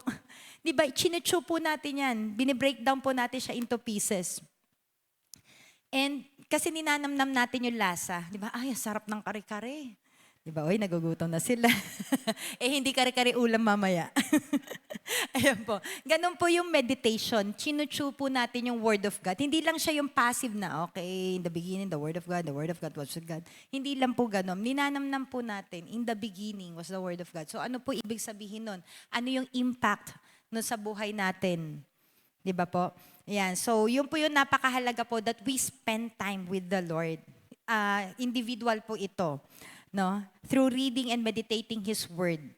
Kasi ito pong mga quiet or quality time natin with the Lord, it reminds us of His Word. It reminds us of His Word. Kaya po napakahalaga yung meditation. At mga taga-Colosas 3:16, sabi po dito, ang salita ni Kristo ay hayaan ninyo lubusang manatili sa inyong puso. Kumbaga hayaan daw po natin na mag-sink in sa ating mga puso. Hindi lang po siya yung narinig dito, labas sa kabila. Turuan ninyo at paalalahanan ng isa't isa na may buong karunungan. Buong puso kayong umawit ng mga salmo, mga himno, at mga awiting spiritual na may pagpapasalamat sa Diyos. So, sino po dito yung nakakita na ng isang soldier or isang warrior na wala pong dalang armas sa isang battle? Diba? Baka iba sa inyo parang dapat... Diba? Foolish po yun. Kapag pumunta ka na ikaw ay isang militar, isang soldier, sa isang battle na wala kang weapon, wala kang armor. So, makikita po natin na napaka-foolish po ng gagawin na isa. Mamamatay po siya kaagad. And ganun din po sa atin, no?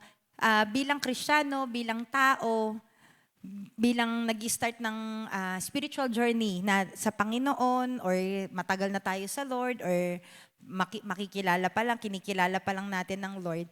Ganon din po sa atin, no? Kapag hindi po natin alam yung salita ng Lord, hindi lang po head knowledge, kundi yung, ito yung favorite word ko na Greek word, epignosis.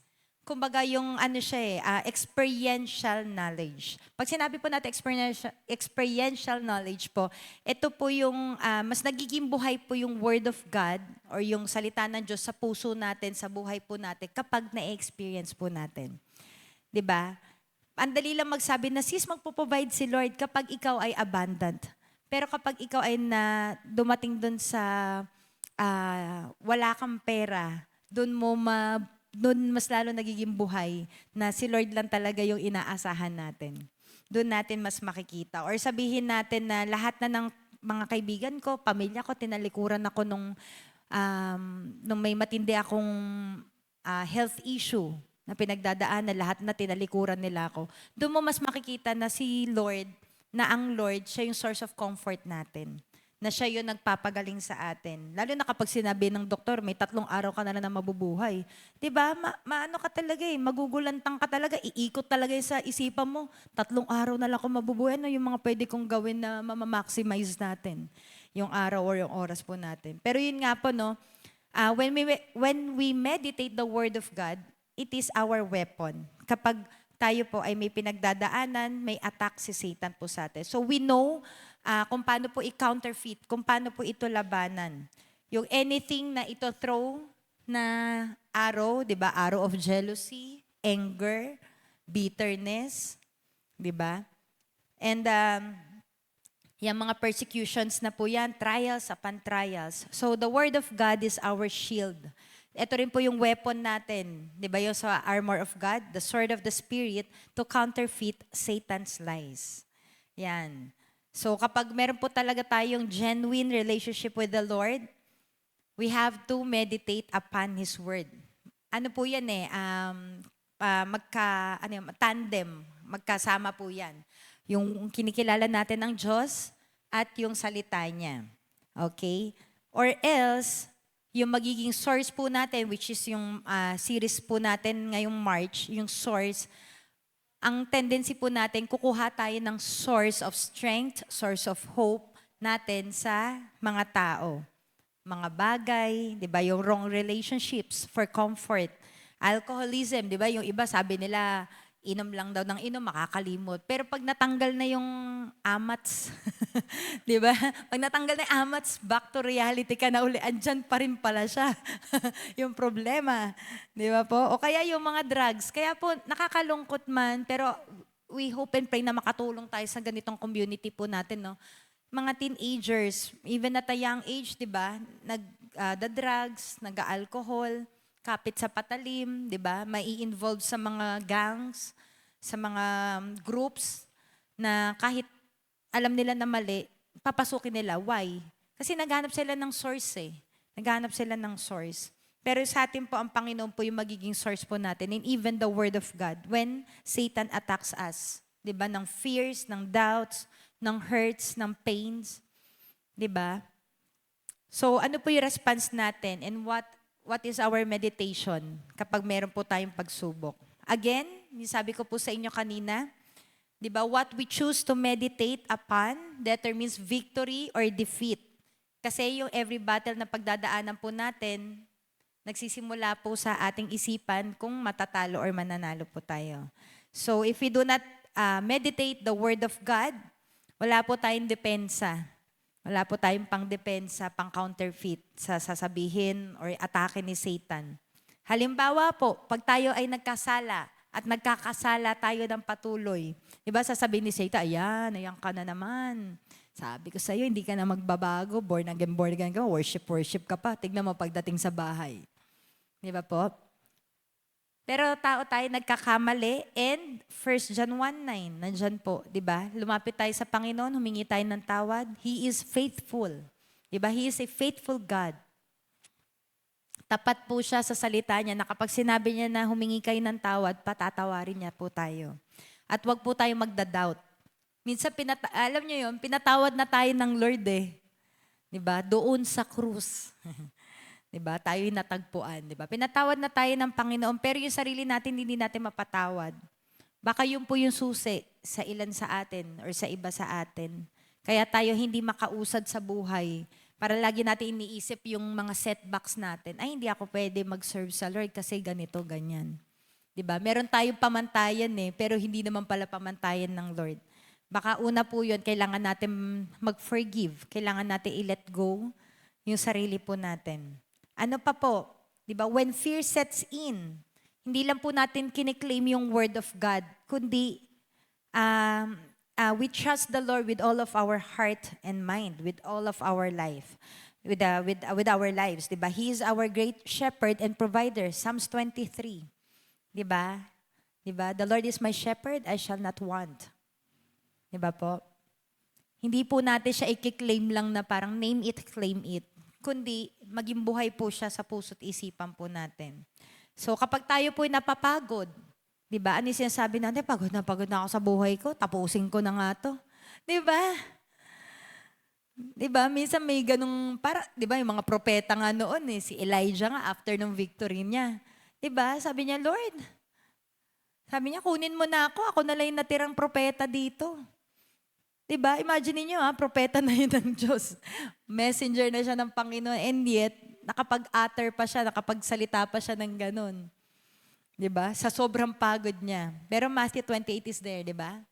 Lumapit lang tayo sa Panginoon. Lahat ng heavy burdens natin, kapalit ng kanyang yoke that is easy and light. So in God, we find comfort, peace, rest, and He is our refuge. So ito yung mga panghahawakan po natin. These are just few verses. Kasi sa inyo po, pag-usapan nyo rin po mamaya sa faith group, ano po yung mga pangako ng Diyos na pinanghahawakan nyo kapag kayo ay dumadaan sa mga pagsubok. Diba? Paano po siya nagiging buhay sa atin po?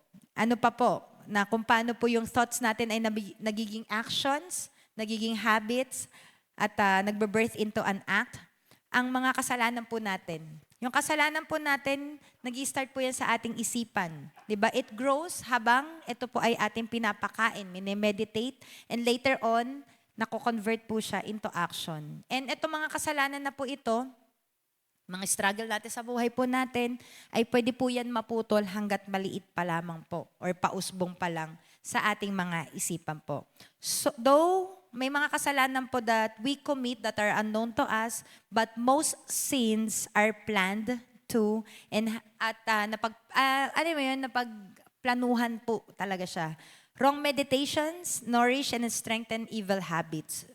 Kaya po, in Colossians 3:9, sabi dito, huwag kayong magsisinungaling sa isa't isa sapagkat hinubad na ninyo ang dati ninyong pagkatao, pati ang mga gawa nito. So, ang pagsisinungaling po is a choice. Hindi yan pwedeng, bigla ako nakapagsinungaling. Hindi po, pinili po natin yan na makapagsinungaling. Regardless of its weight, di ba? Ito po yung mga naririnig natin, hindi, white lies naman yun. Anong white lies? Ano to, rainbow, may color. White lies, black lies, gray lies, rainbow lies.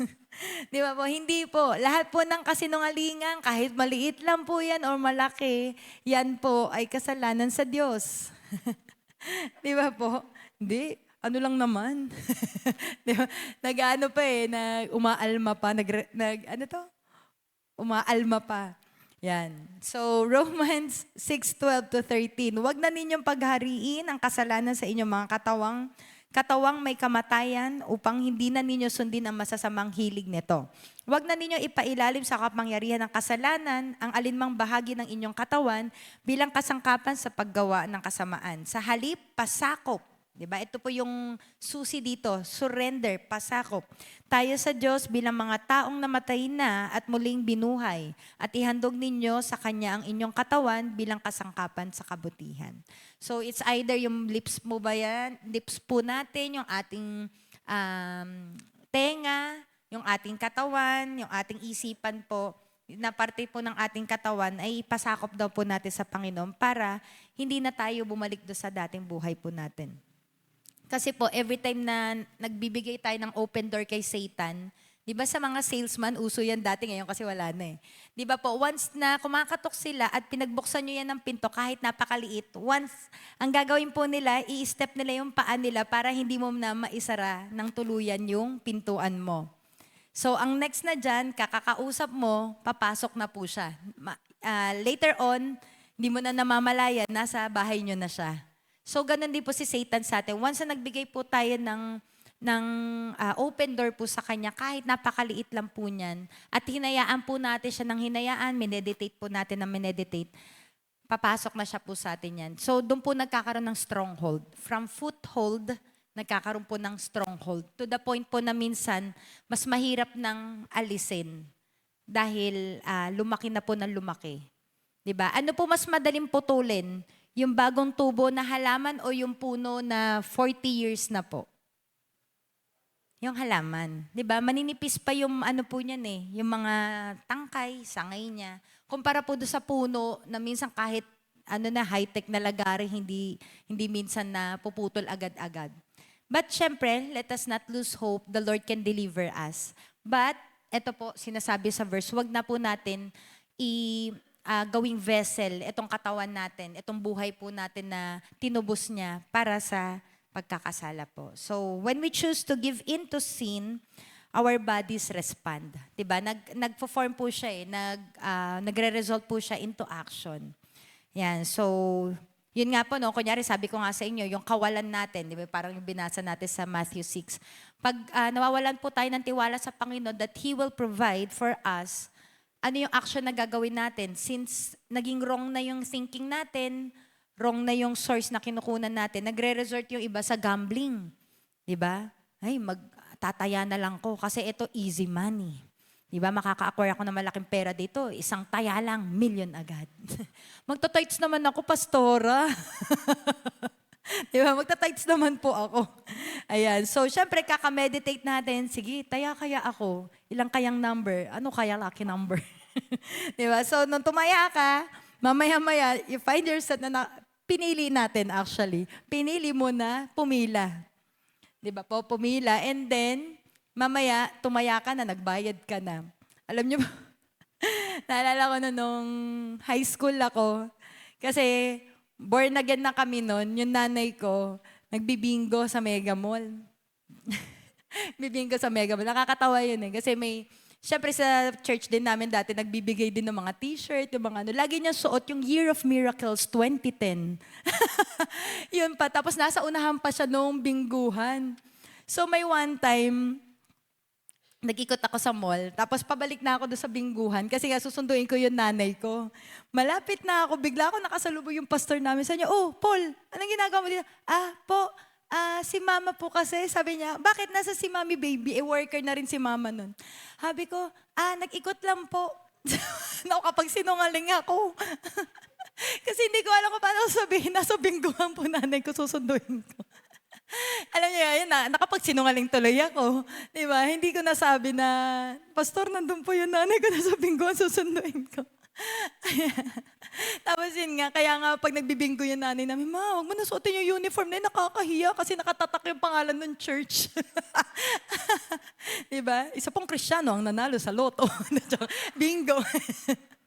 Nabalita no? Milyon ang napanalunan. Kidding aside pa. Pero totoo po yun, hiyang-hiya talaga ako sa Lord nun. Hindi ko alam. Pero alam mo yun, kumbaga somehow, guilty rin po kasi tinotolerate ko yung nanay ko. Although sinasabihan ko siya, nire-remind, minsan nag-aaway na kayo, Mama, tama na yan. Yung ganun. Kaya lang, syempre, minsan naaambunan ka ng pag nananalo o pang shopping mo. Yung Ayan, so yun nga po, sabi ko sa inyo, if we keep on meditating things, susunod po yung katawan natin. So if we meditate on God's Word, sumusunod po yung katawan natin, nagre-respond. And when we think of other things, syempre yung carnal, pinifeed natin yung carnal minds, carnal nature po natin, sumusunod din po, tumataya din po. Ayan. So, but when we choose in our minds, yung the source of our meditations, then, i-arrest daw po natin, di ba yung binasa natin? Take captive. Huhulihin po natin siya. And we do not allow our bodies to respond to it. Kumbaga, instead of meditating, tigil na natin siya sa pagme-meditate para hindi nasusunod yung katawan. Halimbawa din po nito is yung kapag tayo po ay galit, di ba yung kahapon, naging meditation natin yan, sa Psalms 4:4 and yung sa Matthew. Sabi po dyan, we can decide kung i-allow po natin yung galit na yon. Diba? Kapag may galit tayo sa puso natin, will we take revenge to the people who have hurt us? Diba? Parang, sinabihan ako ng mga masasakit na salita, sasaktan ko rin to. Diba? Ganun po tayo kasi carnal nature eh. Yun yung nature natin by default. Diba? Gumagante, masama talaga. Or do we choose to pray for them? Diba? Diba dati, nung hindi tayo born again, puro mura yung sasabihin natin sa kaaway natin pag may kumat sa atin. Pero ngayon, God bless you! Pero yung tono, pamura din no? Diba? Ayun. Pero yun nga po, no? Do we pray for them or do we show grace? Diba? Kaya po ito yung napakahalaga. Dito talaga lalabas na ito ba ay na-meditate natin yung Word of God sa buhay natin. Kasi ano po yun inflow and outflow. Again, inflow and outflow. Garbage in, garbage out. Kung mas na-meditate natin yung Word of God po yung lalabas sa buhay natin, sa ating isipan, sa ating salita po. And yun nga po, sabi ko sa inyo, there are times na kahit tayo po ay Kristiyano na we give in dun po sa ating carnal nature. Diba? Kapag galit tayo, naiirita tayo, nai-angry, na nagagalit po tayo. So we have to have that conscious awareness na, oops, wait lang. Dala ko yung pangalan ng Diyos. Ako po minsan ganyan nung one time na medyo nag-init yung ulo ko sa talipapa. Medyo napatingin ako sa t-shirt ko, sabi ko hindi naman ako naka-CCOF, no? Diba alam niyo, minsan talaga yung pag nasimulan ka na ng inis, talagang, Yun po eh. Sungit pa naman ako. Yan, pero binabago naman po ako ng Lord. So especially when we know that we are Christians, 'di ba? Sa mga workplaces po natin, sa community, sa school po natin, 'di ba? Proud na proud tayo, Kristiyano ko, 'di ba? Kaya po ang taas, actually mataas ang tingin nila sa atin eh. Yung para bang bawal kang masaya, bawal kang magalit. Hindi mo na alam kung anong gagawin mo. Bawal magalit, bawal maging masaya kasi Kristiyano daw. 'Di ba? Pero yun nga po, no? Pwede naman daw po magalit, but do not sin. So, God expects us to work circumspectly. Pag sinabi pong circumspectly, nakakalimutan ko sa Tagalog yung ibig sabihin ng circumspectly. Pero ito po yung, imagine niyo po yung, di ba dito sa Pilipinas kasi uso sa atin yung semento na wall. Tapos di ba may mga basag-basag na bote na, nakakita na po kayo ng pusang lumalakad doon, iniiwasan po nila yung mga bote na basag. Yun po. Yun yung ibig sabihin. Kumbaga, you walk na with conscious awareness na yung mga tao, or sabihin mo na lang, ang Panginoon na lang ang nakatingin sa akin. Hindi po yung mga tao. Yung si Lord or ang Lord ang nakatingin po sa atin. So, in Ephesians 5:15-17, kaya't mag-ingat kayo kung paano kayo namumuhay. Mamuhay kayong tulad ng matatalino at di tulad ng mga mangmang. Aray, di ba?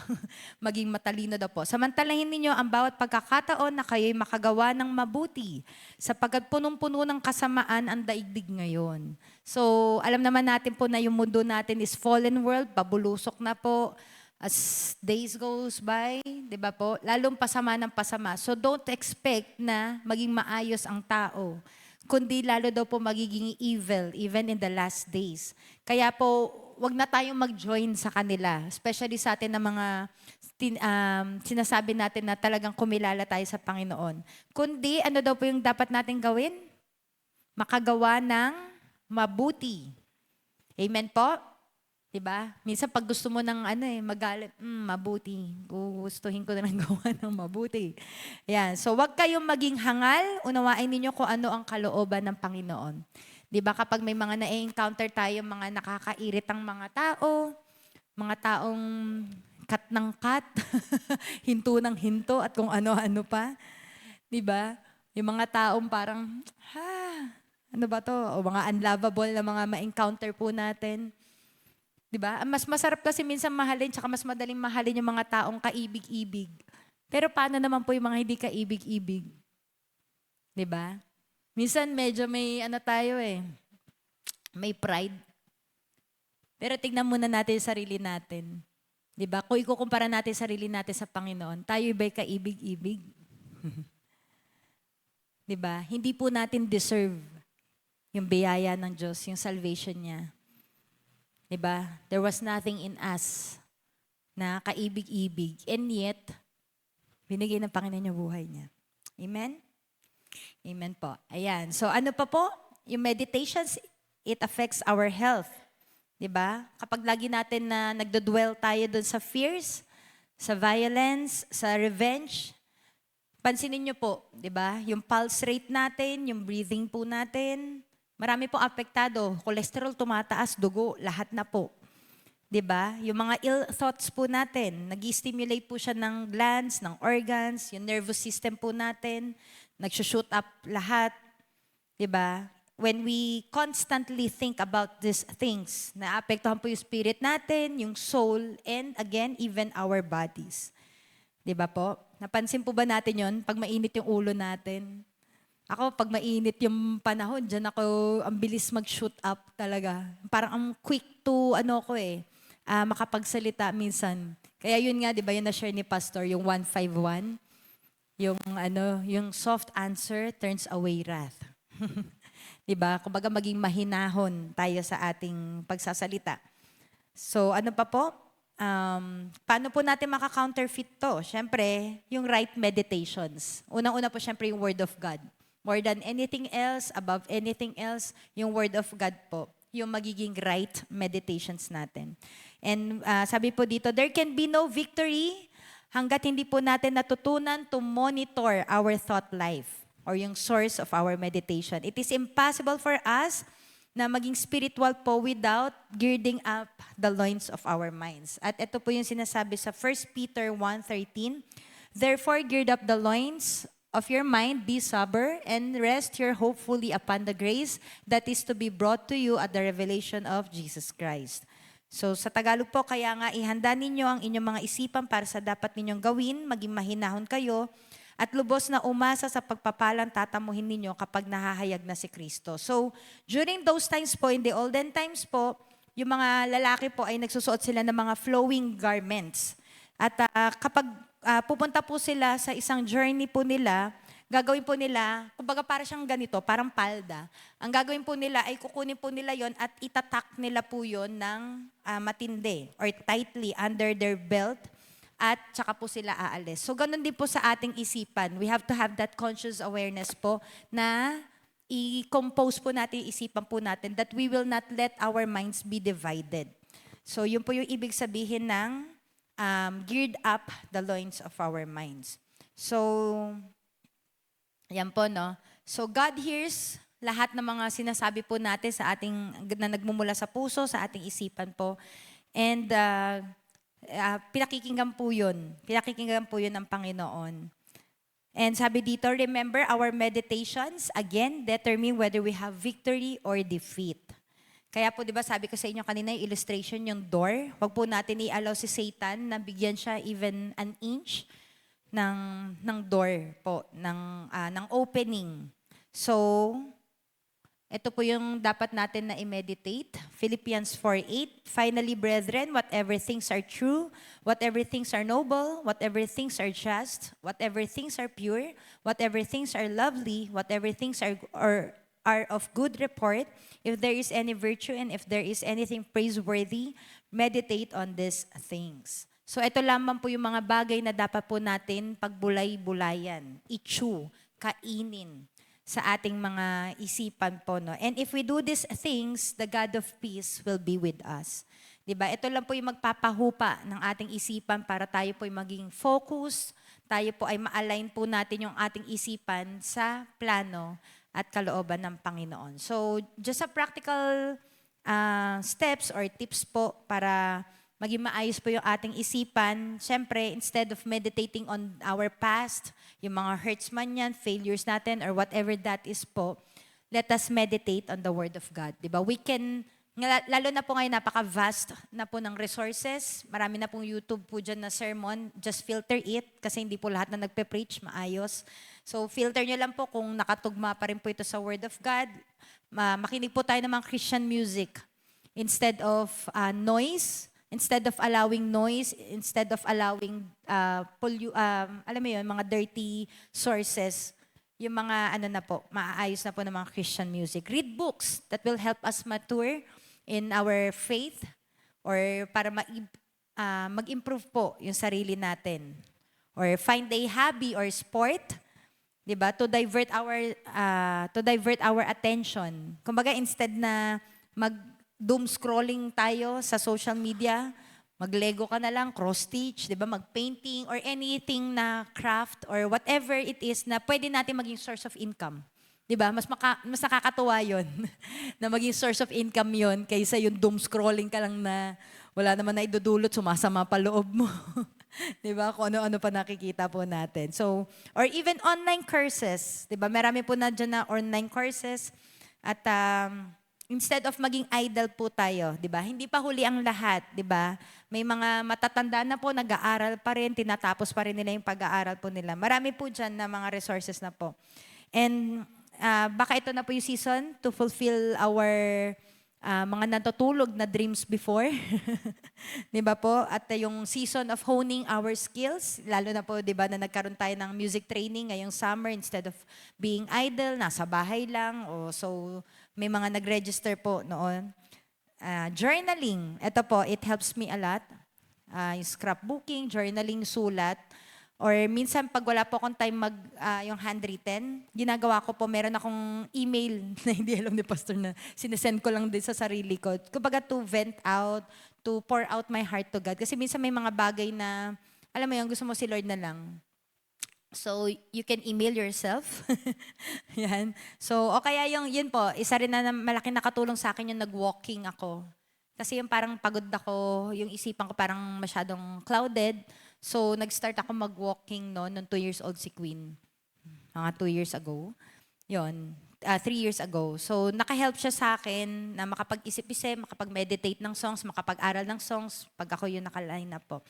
Ayan. So, lalo na po yung mga people who are going through depression, sila po yung mga tao na ayaw na nakikipag-usap. Pero, alam niyo yun, pag naglalakad, nakaka-release po yun sa atin. And then, stay away or cut out, i-cut po natin mga tao na nagkakos ng stress. 'Di ba? Yung gusto mo na mag-move on, ito naman si Marites, huy, alam mo ba, si sister tsaka si brother.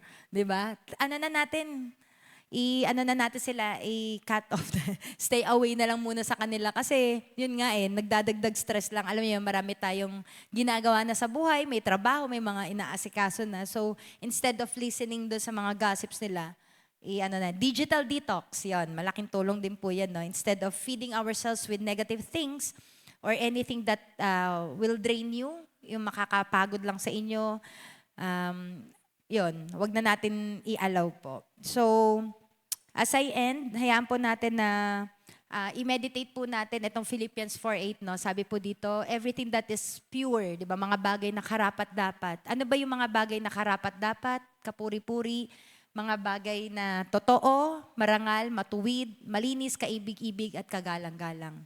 Siyempre, it is the Word of God. Wala na pong iba. And aside from that po, is secondary na lang. But let this be a time na kung saan po isik natin lalo ang Panginoon sa buhay po natin. No? Lalo na po ngayon, napakabilis po ng panahon. And parang we cannot afford to lose this moment, to lose this season, sa mga bagay na wala pong kabuluhan. So, let us improve ourselves. Let us ask the Lord to give us grace upon grace para tayo po ay maging, hindi lang po better people, but to be a Christian na ma-finish po natin tong race na to na masasabi natin na, Lord, naging worth it yung buhay ko, naging worth it yung salvation na binigay niyo po sa amin kasi pinagamit ko to sa inyo.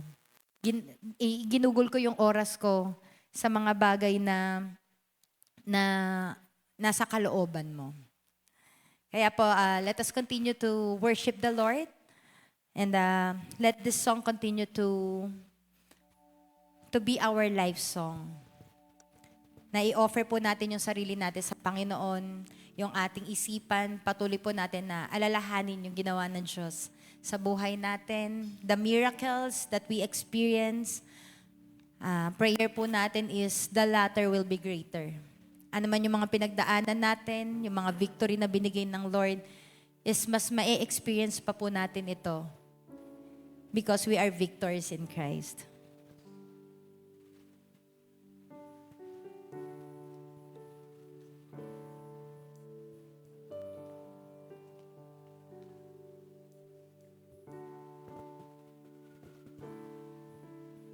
Sige po, tayo po tumayo mga kapatid. At alayan po natin ang awitin ng ating Panginoon.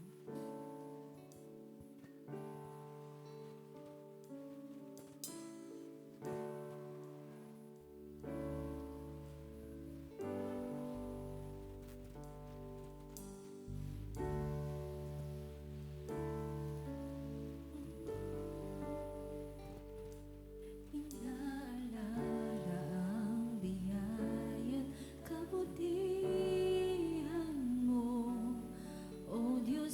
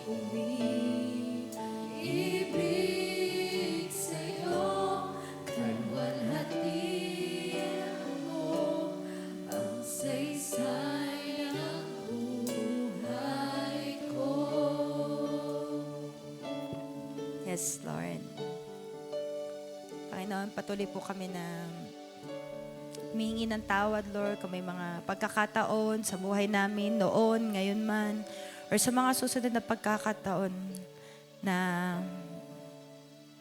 may mga situation sa buhay namin na instead na ikaw yung isipin namin, yung mga salita mo ay mas nag-resort kami sa ibang bagay, na sila po yung mga naging source namin, mga tao man yan, mga bagay, ay patawarin niyo po kami, Panginoon. At ngayong umaga na to, as you remind us of your word, as you rebuke us, ay patuloy na maiisiayos namin yung aming isipan. Let the mind of Christ be in us, na hindi po kami magde-depart, hindi po kami ma-out of focus, hindi po kami mamimiss the mark doon sa pagkakatawag niyo po sa amin, kung ano yung plano mo, ano yung nais mo, that we will continue to trust in you, we will continue to hold on to your word, that your plans for us to prosper us and not to harm us. At may mga pagkakataon man, Lord, na may mga tao na gumawa ng evil sa amin, na mga hindi magaganda, but you meant it for good. Ito po yung maging sariwa sa aming puso, sa aming isipan. At nawa, Panginoon, ay sa aming pagbibigay ng aming isipan sa inyo, lukuban niyo po kami ng banal mong Santong Spirito, that you will anoint us, that your word will continue to be in our hearts, in our minds. At yung Philippians 4:8, Lord, na whatever is true, whatever is noble, whatever is praiseworthy, that we will think about these things, oh God, that we will not allow those thoughts na mamugad sa aming isipan, Lord, yung mga masasamang thoughts, kundi pawang kabutihan, Lord, yung nais mo sa amin, pawang yung kalooban mo yung patuloy na manaig sa aming mga isipan. Hayaan mo nga, Panginoon, na kapag may magkakataon po kami sa aming mga buhay na kami po'y nawawala sa plano mo, sa pagkakatawag mo, or doon sa mind of Christ ay i-call nyo po yung aming attention, oh God, para ito po ay ma-stop namin, that we will not give an inch ng space ng door namin kay Satan sa kanyang offer, Lord, but we want your will to be done in our lives. Pwede po ba natin itaas ang ating mga kamay? Panginoon, patuloy na pinupuri ka namin sa aming mga buhay, at hayaan mo nga, Panginoon, na yung aming mga natutunan ngayon ay hindi lang po lalabas sa aming mga tenga, Lord, kundi yung inflow and outflow of this itong meditations ng aming mga salita mo, Panginoon, ay ikaw po yung mas lalo mananaig, mas lalo na iisipin ka namin, Lord, yung kung ano yung mga bagay na makakaluwalhati sa inyo, at ano yung mga bagay na makakapagbigay ng importansya sa kaharian mo, ay ito po nawa yung patuloy na isipin namin buong buhay namin, at patuloy na isaturate, patuloy na linisin niyo po yung aming puso, isipan namin, Lord, so that sa lahat ng aming iisipin, sa aming mga pagdadaanan ay hindi po negative yung aming makikita dito, hindi po clamor yung lalabas po, hindi po reklamo yung lalabas sa aming mga bibig, kundi pawang yung mga salita mo, Lord, yung pagpapasalamat, yung patuloy na mag-abound, at hindi po yung mga hatred, hindi po yung mga pangbabash, hindi po yung mga kung ano-ano mga bagay, Lord, hindi po yung mga polluted na mga bagay yung lalabas sa amin, Lord, kundi kung ano yung minimeditate namin sa salita mo ay magiging encouragement po kami, especially this week, Lord, sa mga future days to come, Lord, ay maging encouragement po kami dahil ito po yung aming minimeditate, ito po yung lalabas sa amin, Lord, na makaka-encourage kami sa aming mga kapwa, maging nakakakilala man sa inyo o hindi, O God. May we continue, Lord, to be a blessing as you continue to bless us. Lord, we thank you at patuloy na pupurihin ka namin sa aming mga buhay at itatanghal ka namin ngayon, noon at magpakailaman. Salamat, Panginoon, sa pangalan ni Jesus. Amen.